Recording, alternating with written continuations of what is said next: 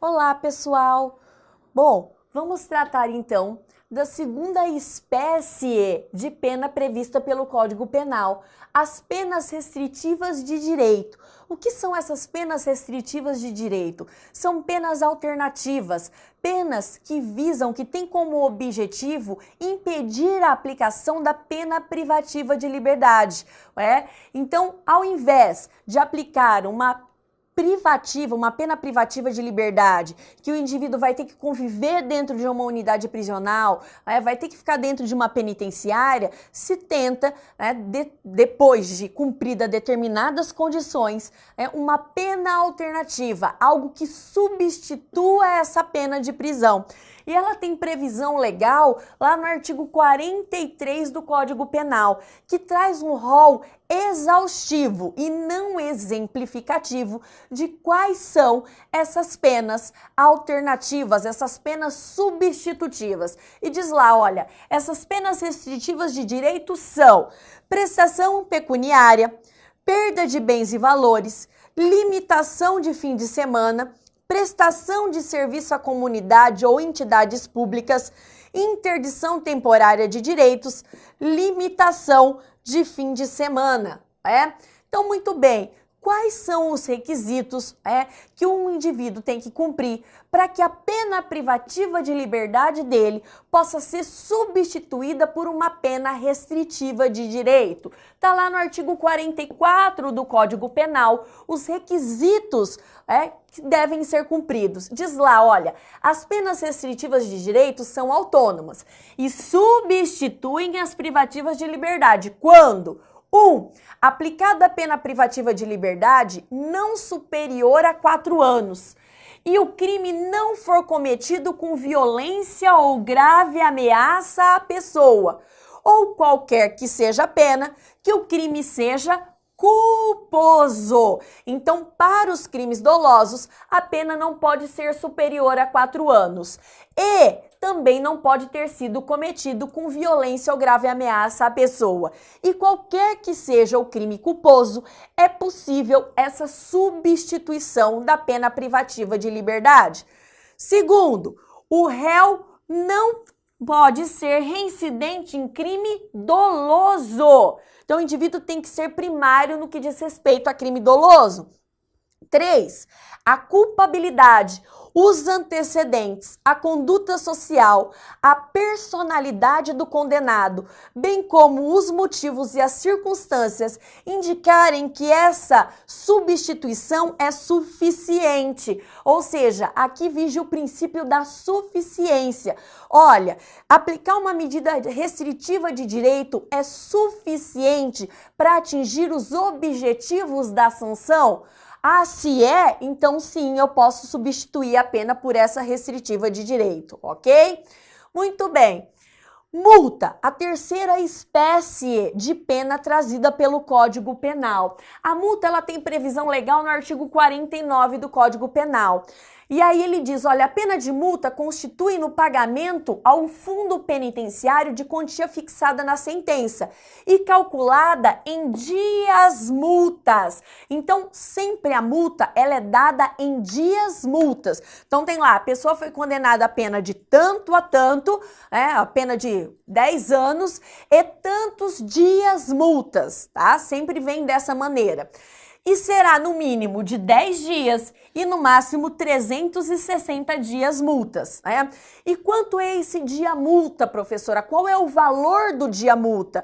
Isso quem responde é o parágrafo 1º do artigo 49, que diz lá, olha, o valor do dia multa será fixado pelo juiz, não podendo ser inferior a 1/30 do maior salário mínimo, então é 1/30, do maior salário mínimo mensal vigente ao tempo do fato, nem superior a 5 vezes esse salário, E aí o parágrafo 2º fala da atualização monetária. O valor da multa será atualizado quando da execução pelos índices de correção monetária, ok? Importante, gente, a multa penal, não aquela substitutiva, mas essa multa que é colocada junto com uma pena privativa de liberdade, ela não pode ser convertida em pena privativa se o indivíduo deixar de pagá-la.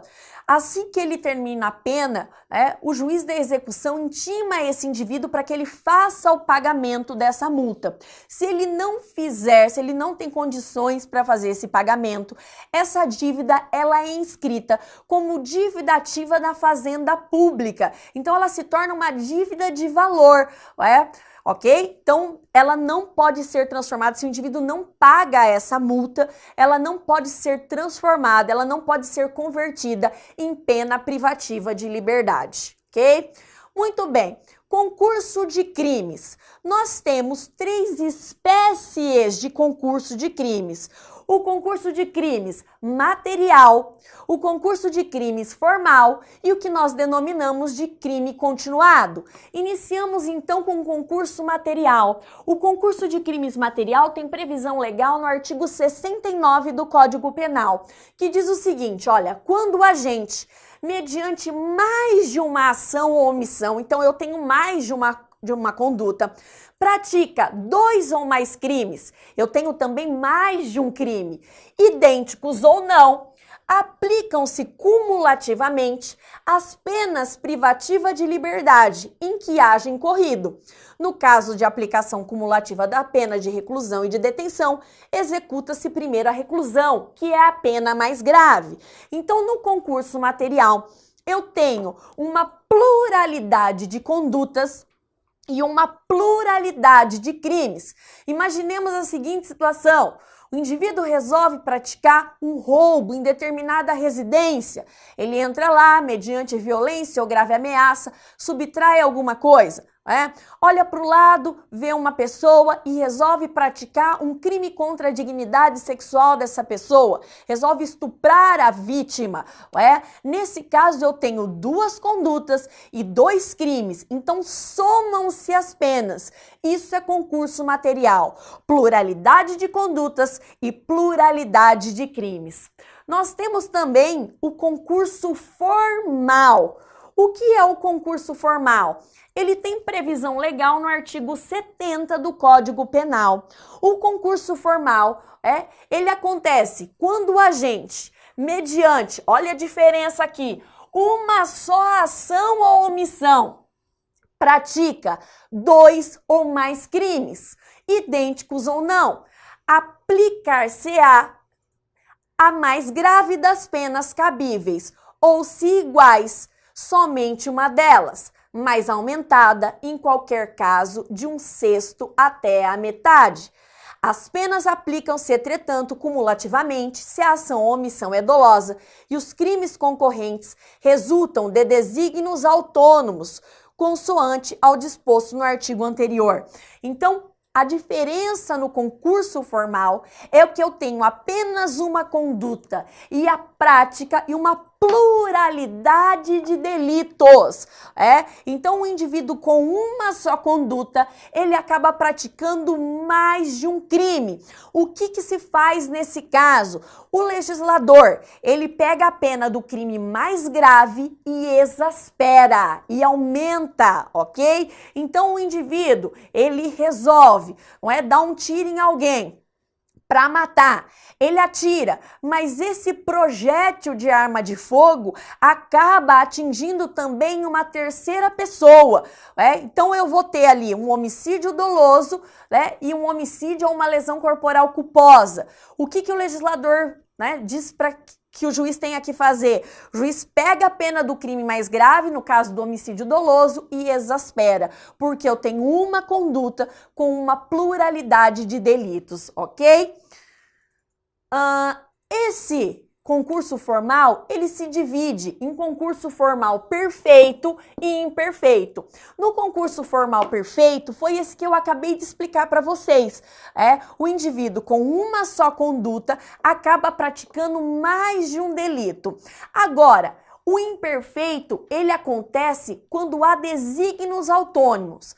Apesar do indivíduo praticar apenas uma conduta, a intenção dele é com aquela única conduta praticar mais de um delito. ele tem desígnios autônomos, ele tem dolo de praticar mais de um delito. Exemplo, o indivíduo querendo matar 3 pessoas, ele ateia fogo no local que essas pessoas estão, matando essas 3 pessoas. A intenção dele desde o início é praticar 3 crimes de homicídio. Nesse caso, quando o concurso formal é imperfeito, ou seja, há desígnios autônomos, somam-se as penas. É o que diz a segunda parte do artigo 60. Então ele diz lá, olha, as penas aplicam-se, entretanto, cumulativamente, se a ação ou omissão é dolosa e os crimes concorrentes resultam de desígnios autônomos. Então, nesse caso, no concurso formal imperfeito, somam-se as penas, assim como no concurso material, ok? Crime continuado. O crime continuado, ele tem previsão legal no artigo 71 do Código Penal. E ele diz lá, olha, quando o agente, mediante mais de uma ação ou omissão, então eu tenho mais de uma, pratica 2 ou mais crimes da mesma espécie e pelas condições de tempo, lugar, maneira de execução e outras semelhantes, devem os subsequentes ser havido como continuação do primeiro. Aplicar-se-á a pena de um só dos crimes, se idênticas, ou a mais grave, se diversas, aumentando, em qualquer caso, de 1/6 a 2/3 a pena desse indivíduo. Então, o indivíduo aqui, ele pratica várias condutas, vários crimes. Crimes esses da mesma espécie e que por a razão, de condição de tempo, de lugar, de modus operandi, esses crimes para o ordenamento jurídico são considerados um crime continuado, é considerado fictamente um crime só, não é? Então, exemplo, o indivíduo que pratica dentro de uma semana, na mesma cidade ou em determinado bairro, um roubo à mão armada. Ele pratica dia sim, dia não, durante uma semana lá, 4 roubos à mão armada. Ele age da mesma forma, ele sempre vai no período noturno, foi ali no período de uma semana. Para o direito, para o ordenamento jurídico, fictamente, isso é considerado um crime só, em continuidade. Então, o legislador faz o quê? Pega a pena do mais grave, Ele diz para pegar a pena do crime mais grave e aumentar e exasperar. Isso é muito comum também nos casos de estupro de vulnerável que acontece dentro do âmbito familiar. O indivíduo lá por 2 meses pratica reiteradamente várias condutas de estupro de vulnerável, nas mesmas condições de tempo, lugar, o mesmo delito. Então o juiz pode reconhecer esse crime continuado, exasperando a pena, ok? Questão da OAB a respeito de concurso de crimes, concurso material, formal e crime continuado. É uma questão de 2014, diz o seguinte: Roberto estava dirigindo seu automóvel quando perdeu o controle da direção e subiu na calçada, atropelando 2 pedestres que estavam parados num ponto de ônibus. Nesse contexto, levando em consideração o concurso de crimes, assinale a opção correta, que contempla a espécie em análise. Então, eu tenho uma conduta só e eu tenho 2 crimes, pluralidade de crimes, ok? É concurso material, professora? Não, porque eu tenho uma conduta só, não é? É concurso formal próprio ou perfeito? Essa é a alternativa correta. O indivíduo acabou culposamente não era a intenção dele matar duas pessoas, culposamente ele atropelou, uma conduta só, 2 delitos. Concurso formal próprio, ou também chamado de perfeito. É concurso formal impróprio ou imperfeito? Não é impróprio, porque não tinha desígnios autônomos, né? E por fim, é crime continuado? Não, não é crime continuado, porque a conduta foi uma só, ok? Tudo bem. Limites da pena, né? A nossa Constituição Federal, ela proíbe, lá no artigo 5º, inciso 47, penas de caráter perpétuo. Né? Diferente de outros países que admitem esse tipo de pena, aqui no Brasil é proibido.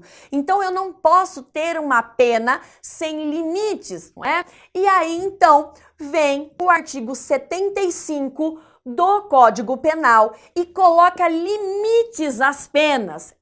Ele diz assim, olha, o tempo de cumprimento das penas privativas de liberdade não pode ser superior a 30 anos. Então, para os crimes, o limite máximo da pena é de 30 anos, ok? E aí vem aquela pergunta, professora, mas às vezes a gente tá vendo TV, né, e a gente vê lá, ciclano foi condenado a 60 anos de prisão. Para que fazer isso, não é? Se ele só pode cumprir 30 anos, né? Pode isso, professora?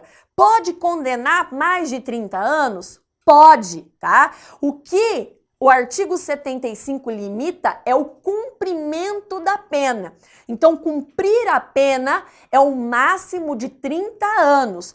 Agora, a condenação, eu posso ter uma condenação de 100 anos, de 150 anos, não tem problema. Pode haver, sim, essa condenação, né? Aí você vai dizer assim, professora, mas para que então, né? Para que vai condenar para mais de 60 anos se só pode cumprir 30? A importância disso é na questão, né, dos benefícios da execução criminal, dentre eles a progressão de regime que nós já vimos anteriormente. Então, por exemplo, se o indivíduo, ele pratica crimes comuns e ele é condenado a 60 anos, ele tem que cumprir 1/6 de 60 anos. 1/6 de 60 anos é 10 anos, não é? Agora, se a condenação dele, vamos supor, fosse de 30 anos, 1/6 de 30 anos é quanto? 5 anos. Então, a condenação maior, mesmo ultrapassando 30 anos, ela tem sim um sentido de ser, porque os benefícios da progressão de regime, de livramento condicional, que a gente vai ver mais para frente, incidem, né, são calculados levando em consideração o total da sanção penal e não os 30 anos de cumprimento. Então, eu posso cumprir 30 anos, mas os meus benefícios são calculados com base no total da minha condenação. Tudo bem? Unificação. O artigo 75, parágrafo 1º, ele fala da unificação de pena. Ele diz assim, olha, quando o agente for condenado a penas privativas de liberdade cuja soma seja superior a 30 anos, devem elas ser unificadas para atender o limite máximo desse artigo. Então, chegou lá na mão do juiz, da vara de execuções criminais, o juiz ele tem que fazer essa unificação. O que é essa unificação? Ele faz a soma e aí ele vê, olha, a pena lá é de 70 anos. Muito bem, o final da pena, então, é daqui 30 anos. E aí ele faz o cálculo de benefício com base nos 70 anos, ok?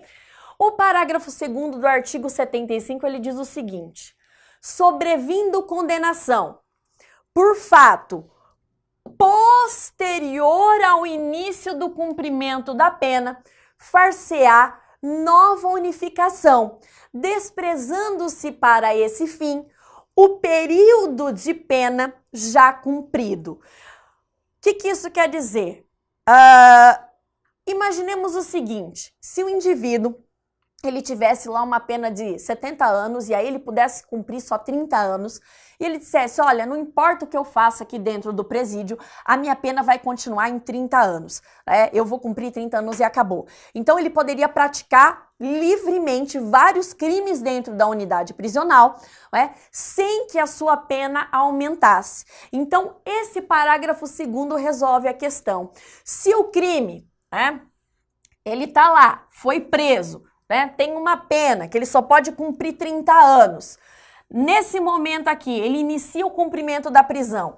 Passou 5 anos. Quando tem 5 anos do cumprimento da pena, quando ele tem 5 anos cumprindo a pena, ele mata um coleguinha de cela, matou o amigo, né? O que acontece? Essa nova pena por esse crime, né, ela é somada de novo para contar 30 anos. Então, faltam 25 anos aqui para ele cumprir. Suponhamos que ele seja condenado a 10 anos.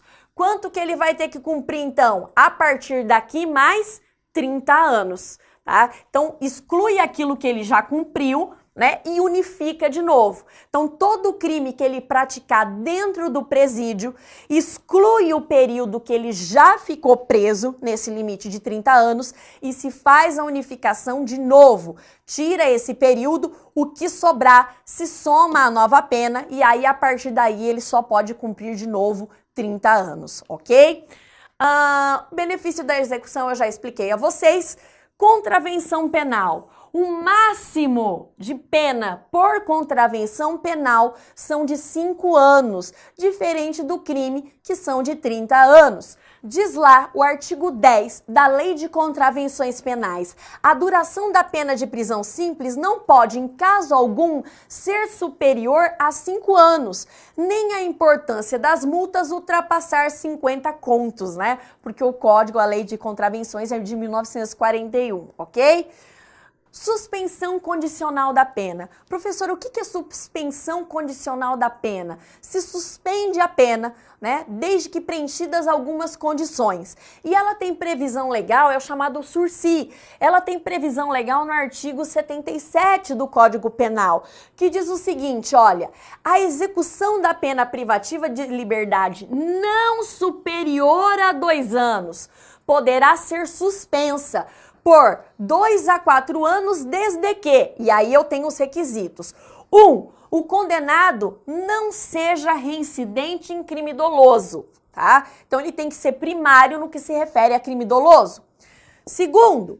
A culpabilidade, os antecedentes, a conduta social e a personalidade do agente, bem como os motivos e as circunstâncias, autorizem a concessão do benefício. E 3. Não seja indicado ou cabível a substituição prevista no artigo 44 desse Código Penal, que são as penas restritivas de direito. Então, a gente verifica que a suspensão condicional da pena, o sursi, ele é subsidiário. Eu somente aplico o sursi caso não caiba a substituição da pena por pena restritiva de direito, ok? Então, ele é sempre subsidiário. Importante, a pena não pode ser superior a 2 anos. Se for superior a 2 anos, não é cabível o sursi. Nós temos também o que chamamos de sursi especial, que vem previsto no artigo 78, parágrafo 2º do Código Penal, que diz lá, olha, se o condenado houver reparar o dano, salvo impossibilidade de fazê-lo, e se as circunstâncias do artigo 59 lhe forem inteiramente favoráveis, ou seja, aquelas circunstâncias judiciais, não é? Deste código lhe forem inteiramente favoráveis, o juiz poderá substituir a exigência do parágrafo anterior pelas seguintes condições aplicadas cumulativamente. Então, funciona assim. No sursi simples do artigo 77, o indivíduo ele tem que cumprir várias condições, ele tem uma série de coisas que ele não pode fazer. O sursi especial, essas condições aqui, aquela pessoa que foi beneficiado com ele, está submetida são muito menos severas, né? São melhores para ele. Então, proibição de frequentar determinados locais, proibição de ausentar-se da comarca onde reside, comparecimento obrigatório ao juízo. Então, as condições são menos severas do que as condições impostas para aquele beneficiado pelo sursi simples, lá do artigo 77. Nós temos também o que chamamos de sursi etário ou humanitário, que tem previsão legal no artigo 78, parágrafo 2º do Código Penal, que diz: a execução da pena privativa de liberdade não superior a 4 anos. Então, os outros sursi a pena não superior a 2, aqui é não superior a 4. Poderá ser suspensa por 4 a 6 anos, desde que o condenado seja, quem que tem direito? Maior de 70 anos de idade ou razões de saúde justifiquem a suspensão. Então, o sursi etário ou humanitário, ele leva em consideração algumas características do autor do delito. Primeiro, idade, se o indivíduo é maior de 70 anos, e esse é o sursi etário. E o humanitário, quando o indivíduo tem alguma doença, algum problema de saúde que justifique essa substituição, ok? Então, aí é possível a concessão desse sursi. E aí também o limite de pena aumenta do sursi simples e especial de 2 anos para o sursi humanitário ou etário, em que esse prazo, em que essa pena é de até 4 anos, ok? Muito bem. Período de prova. O que é o período de prova? É esse prazo em que a pena fica suspensa. Se o indivíduo cumprir todas as condições durante essa suspensão, durante esse período de prova, é extinta a sua punibilidade. Então, esse período de prova para o sursi simples e especial é de 2 a 4 anos. E para o sursi etário ou humanitário é de 4 a 6 anos, ok? Muito bem, revogação. Esse sursi ele pode ser revogado. Existem causas obrigatórias de revogação e causas facultativas. Causas obrigatórias de revogação estão previstas no artigo 81 do Código Penal e diz lá, olha, a suspensão será revogada no curso do prazo, ou seja, do período de prova. O beneficiário é condenado em sentença irrecorrível por crime doloso. Existe uma sentença condenatória. Frustra, embora solvente, a execução de pena de multa. Importante, esse pedaço aqui, ó, não tem mais validade, porque hoje, né, depois da reforma da parte geral do Código Penal, a pena de multa, ela não pode ser convertida em pena privativa de liberdade. Então, essa primeira parte aqui, execução da pena de multa, não tem mais validade depois da reforma da parte geral do Código Penal. Ou não efetua, sem motivo justificado, a reparação do dano. Ou terceiro, descumpre as condições previstas no artigo 78, parágrafo 1º do Código Penal, que são as condições do sursi, ok? Essa revogação, ela também pode ser de natureza facultativa. Quando ela é facultativa? Tá lá no artigo 81, parágrafo 1º.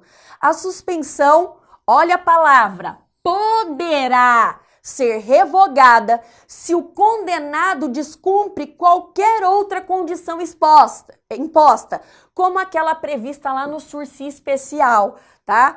Ou é irrecorrivelmente condenado por crime culposo ou a contravenção penal, a pena privativa de liberdade ou restritível de direito. Então, nesse parágrafo 1º, o juiz, ele pode, a revogação é facultativa, ele vai ter que analisar o caso em concreto, tá? Diferente lá do artigo 81 caput, em que a revogação é obrigatória, ok?